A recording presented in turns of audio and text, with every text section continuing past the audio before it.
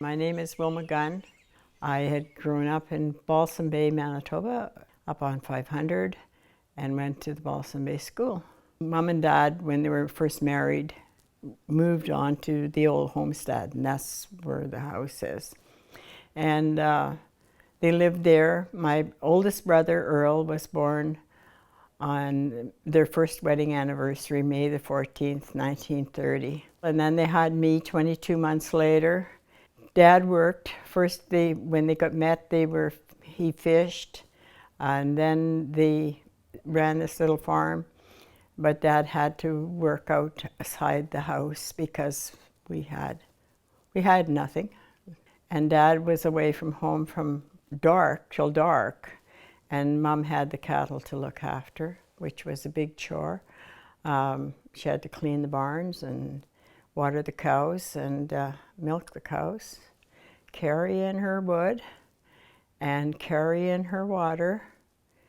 And she heated with wood, cooked with wood, and heated your irons on the stove with wood.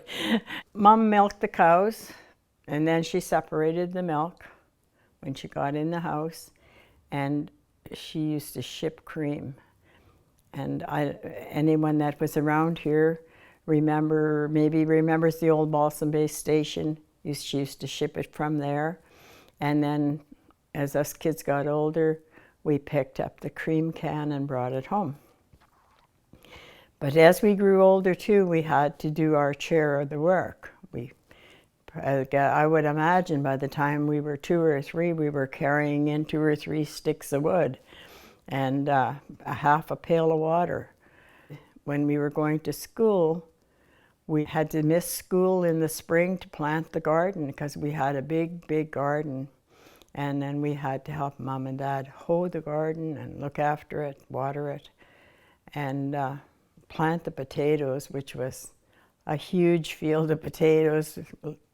As a kid, it looked like miles of it, but and then in the fall, when they brought the stuff in, we ate fresh fruit, vegetables all summer, and what was left over, Mom canned. There was no fridges in those days, and you canned everything that you possibly could.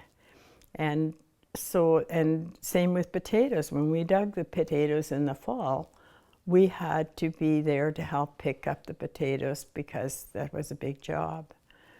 And so we missed school in those days for that reason.